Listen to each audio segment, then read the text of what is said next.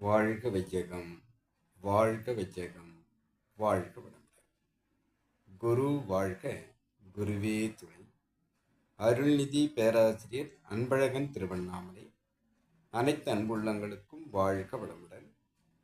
குருவின் நினைவில் நின்று குருவினது ஞானக்களஞ்சிய கவி ஒன்றை நாம் சிந்திக்கலாம். கவி எண் 1423. அருங்குண ஆளுமை பேறு என்ற தலைப்பிலே குரு அவர்கள் 20/12/1967 இக்கவியை புனைந்திருக்கிறார். இக்கவியை நாம் சிந்திக்கலாம். அவா முதல் 6 குண ஆளுமை பேர அடைவார்கள், சிவாவென்று பல நூறு ஜபித்தாலும் அருளடையார்.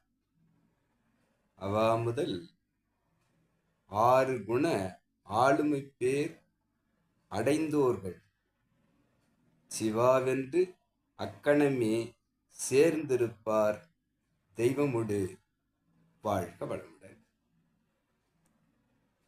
6 தீய குணங்களான பேராசை, சினம், கடும்பற்று, முறையற்ற பால்வேட்டு, உயர்வு தாழ்வு மனப்பான்மை, வஞ்சம் என்று சொல்லக்கூடிய 6 தீய குணங்களை தன்னுடைய வாழ்வில்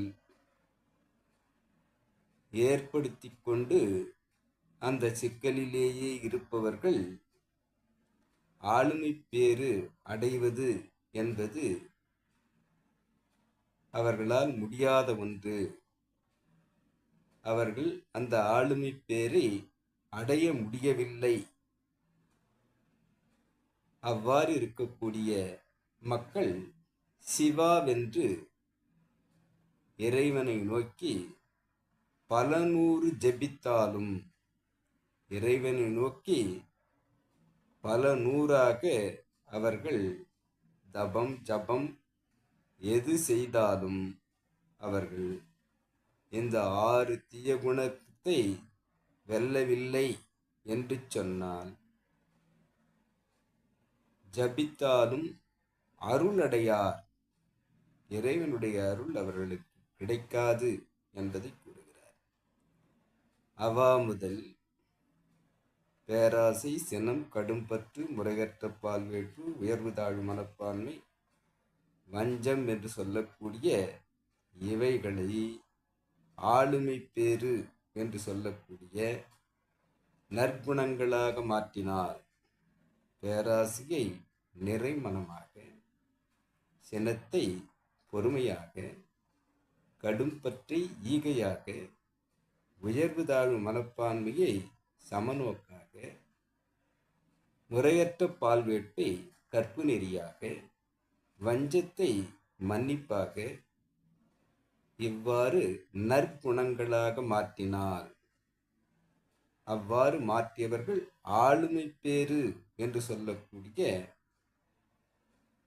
இறைவனை நோக்கி பயணிப்பதாக இல்லத்தில் இருந்து கொண்டே அந்த இறைவனை நோக்கி பயணிக்க தகுதி வாய்ந்தவர்கள்தான். அவர்களுக்கு அந்த பேரு, அந்த ஆளுமை பேரு, அந்த இறையருள், அந்த தெய்வீகம் அவர்களுக்கு கிடைக்கும். பேர் அடைவார்கள். சிவா என்று அக்கணமே எப்பொழுது இறைவனை நினைக்கிறார்களோ அப்பொழுது இந்த 6 தீய குணங்களை நற்குணங்களாக மாற்றியவர்கள் அந்த இறைவனுடைய அருளை, அந்த இறைவனோடு இறைவனாக சேர்ந்திருப்பார் தெய்வமுடு. அவர்களுக்கு இறை உணர்வு கிடைக்கும், உணர முடியும். அந்த பேரானந்தம், அந்த பேரின்பக் களிப்பு என்று தன்னை மாற்றிக்கொள்ள தகுதி வாய்ந்தவர்கள் அவர்களே. ஆக 6 தீய குணங்களை ஆளுமை பேறு என்பதாக நற்குணங்களாக மாற்றி ஆளத் தெரிந்தவர்கள், அந்த பேறு பெற்றவர்கள், அவர்களுக்கே சிவா என்ற போதே அக்கணமே என்று கூறுகிறார். எந்த நேரத்தில் இறைநிலையோடு எண்ணத்தை கலக்க விடுகிறார்களோ அந்த கணமே அவர்களுக்கு அந்த தெய்வீக தன்மை அவர்களுக்குள்ளே வந்துவிடும். அவர்களே தெய்வீகம்தான் என்பதாக மாறக்கூடிய சாத்தியக்கூறு 6 தீய குணத்தை நற்குணங்களாக மாற்றியவர்கள். அந்த நல்லோர்களுக்கு இறைவன் பிடிபடுவான், இறை இணைவு கிடைக்கும். இறை இணைவின் போது பேரின்பம், பேரானந்தம், பேரின்ப களிப்பு என்பதாக தன்னை மாற்றிக்கொள்ள சாத்தியக்கூறு இருக்கிறது. அந்த சிவா என்ற அக்கணமே சேர்ந்திருப்பார் தெய்வமோடு என்று கூறுகிறார். அந்த இறை இணைவு எப்போதும் அவர்களுக்கு இருந்து கொண்டிருக்கும். அவர்கள் செய்ய வேண்டிய ஒன்றே ஒன்று 6 தீய குணங்களை நற்குணங்களாக மாற்றி ஆளத் தெரிந்தவர்களாக தன்னை மாற்றிக்கொள்வதுதான் இறை உணர்வு பெறுவதற்கு தகுதி என்று கூறும் குருவினுடைய சிந்தனையை நாம் சிந்திக்கலாம். இச்சிந்தனையை என்னுள் வழங்கிய இறைநிலைக்கும் இக்கவிதந்த நமது குருவுக்கும் இதுகாரும் செவிமடுத்து உள்வாங்கிய அனைத்து அன்பு உள்ளங்களுக்கும் நன்றி, நன்றி, நன்றி. வாழ்க வளமுடன் என வாழ்த்து நிறைவு செய்கிறேன். வாழ்க வளமுடன்.